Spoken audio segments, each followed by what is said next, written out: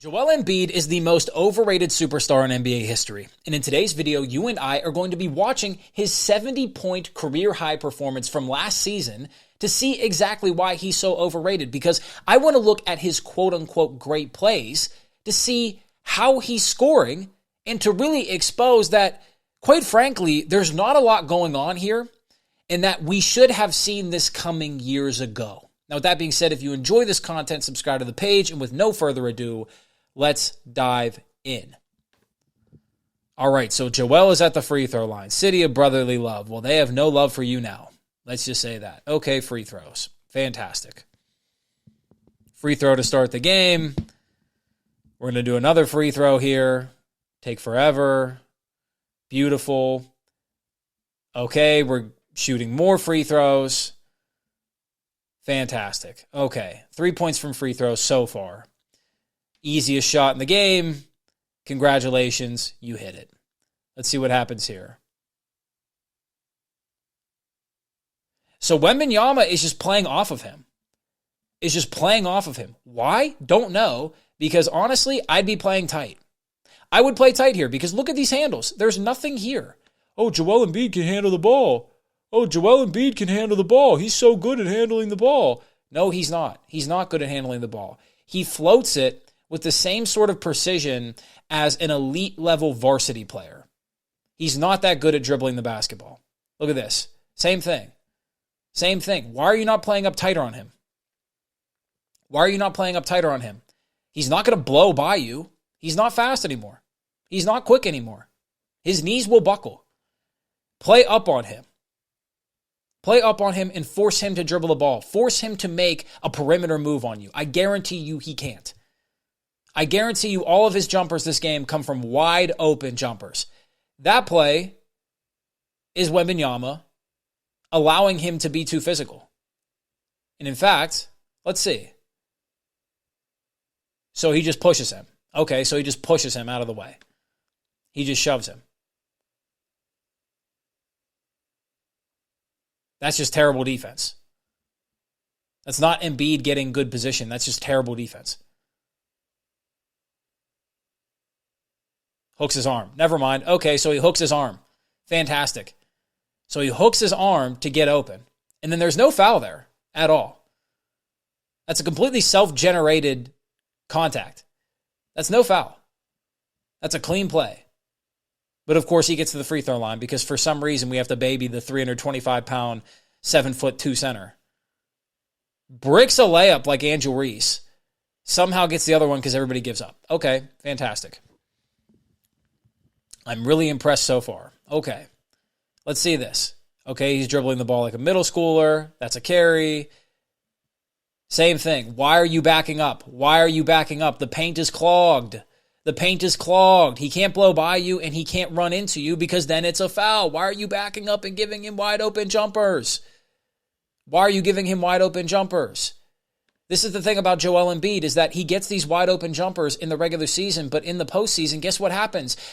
Defenses actually key in on him because they can and they have to because he's the only player to guard. He's the only player you have to shut down on this team.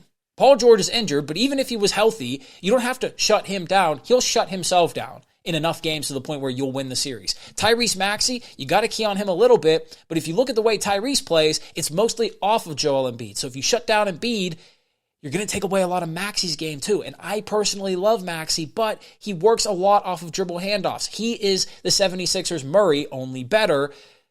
But still, if you shut down Embiid, you're going to reduce Maxey's output as well. What are we doing here? Not only that, but it's the Spurs, for heaven's sakes. Okay, so we're just going to flail at the rebound, Zach Collins. Probably one of the worst centers I've ever seen in my life. Okay, and that's just a wide open jumper. Why back up? Are we going to play physical on him at all instead of just put our hands up like they do in the WNBA? No, we should play physical on him instead of just What was that? Why are we doubling like this? This is the worst double I've ever seen in my life. Why double like this? You give up the baseline. What are you going to do? Once he picks, oh God, that's terrible. Why give up the baseline? If you're going to double, you have to control the baseline. You have to make him split you, not go around you. So this is just awful defense by the Spurs. This is not impressive by Embiid. This is awful defense from him. This is awful defense from San Antonio. Terrible. And again, he's at the free throw line. Again, he's shooting free throws. How many this game? Probably 25 or 30 of them. He's probably going to get 30 to 40% of his points at the line, which is ridiculous. Oh my God, snooze fest. My word. It's a shame that Philadelphia has to play in this arena because I like this arena a lot. Okay, so Embiid shows no effort to go after that ball. He's going to get a wide open jumper here. Okay, fantastic. We're going to sag off of Embiid again, especially when there's a double coming. What are we doing?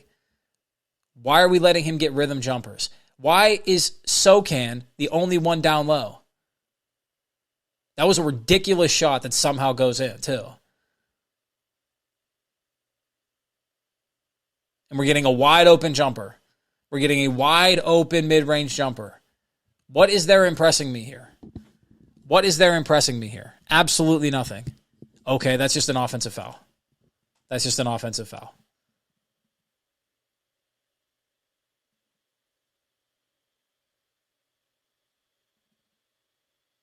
It's just an offensive foul. If Wembanyama has his positioning, it's just an offensive foul. You can get that every time on him. And it happens regularly in the postseason. Again, why are we backing up? Letting him shoot mid-range jumpers. Why are we backing up? Pressure him. Again, puts an elbow into his neck. Puts an elbow into his neck.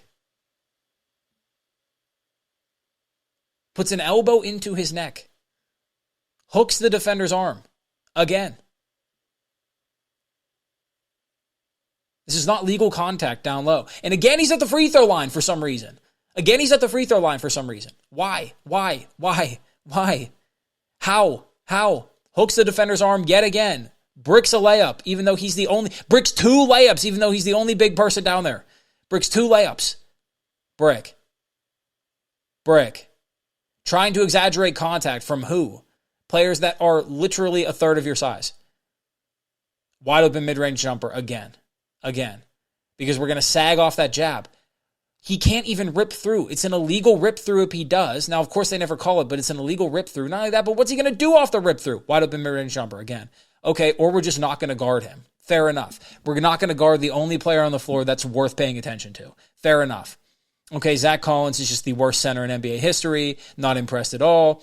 That's not even a foul. That's a play on. And yet he's going to go to the free throw line again. Why do we give him so many free throws? He's massive. LeBron James is a freight train. He gets less calls. Shaq got less calls. Okay, we're at 49 points now. How's he going to get the next 20? Oh, wide open mid-range jumpers? I bet. Here's another one. Wide open mid-range jumper. Zach Collins going to sag off. Yeah, putting a hand up doesn't do anything whenever he's taller than you. Doesn't do anything. That's not defense. Okay, now we're just going to give up the baseline to him. Yep, okay, so we're going to play the worst defense of all time. Fantastic. Yeah, getting real hype because you're exposing Zach Collins on the 8-34 San Antonio Spurs. Fantastic. All-time great, my ass. Hakeem would take him to school. Jokic does it regularly. Shaq would bully him into the next century. Tim Duncan would make this man truly learn the fundamentals of basketball. And the sad part is, I used to say that Embiid could be the best center in the league if he simply got more aggressive. He could average 33 to 35 points a game. I wasn't wrong, but that doesn't mean he is an all-time great center. He's going to make his 1-3 for the game. Fantastic. He's hot, so of course he's going to make something. Bang. We're going to have another free throw. Fantastic. I bet you the next bucket is a wide open mid-range jumper. I bet you. On my life. I bet you it's a wide open mid-range jumper. Flame me in the comments if it isn't. Flame me. Wide open, right here. Wide open, no contest. Yep, bite on the jab again. How many times are we going to bite on a jab that never works? How many times? How many times are you going to bite on a jab that never works? He's never going to do anything with it. Wide open. Yep, no contest. You're falling backwards. Why? Draw an offensive foul. He's huge. He will foul you. He will foul you if you let him. Stop treating him like royalty, letting him get wherever he wants. And more free throws. More free throws. So if he scores 70 points and he made 23 field goals, what? He's going to end up getting 20 of his points at the line. Terrible pass. He has no handle. But yet you're just going to let him cakewalk to the rim because why not? It's Joel Embiid. Got to be soft on Embiid. Because if not, he's going to flop into the next fucking city. He's going to end up in Trenton, New Jersey. Okay, fantastic. Yep, again, pressure this ball. Pressure this ball. He doesn't have a handle. He can't handle the basketball. He only looks like he can handle because nobody picks him up in the open court.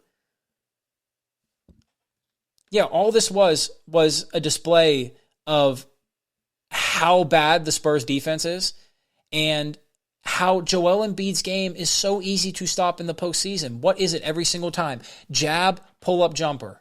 Or if he's floating the ball, he's going to float, hezzy, pull up. But if he floats it, he never drives off the float, if you notice that.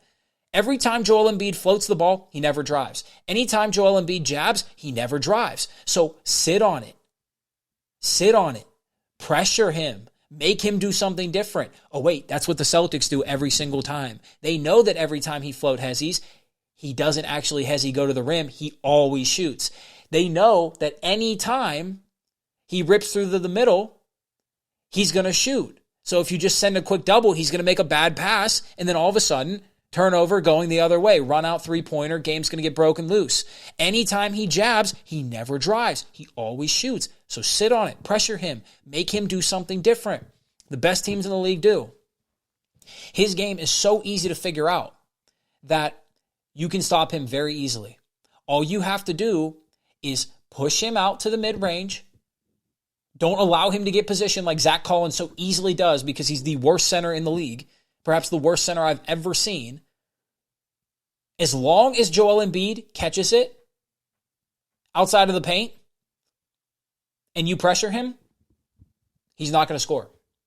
He's not going to be so dominant. He's going to turn the ball over. He's going to get tired, and he's going to be a liability. We see this year after year after year. And I'll make the prediction right now that I believe Joel Embiid's career is over. This is the end for him. The worst of Joel Embiid is to come. And I don't say this because I hate him as a person. It's more so that I love the game. I love the game of basketball, and I despise any energy in anything that is actively seeking to undermine the game that I love. That's why I don't like the influencers, by and large, and I don't like the NBA, because so many of the players and so many of the people that promote this game have twisted it and manipulated it in ways that have made it unrecognizable and, quite frankly, obtuse in my mind. It's not entertaining.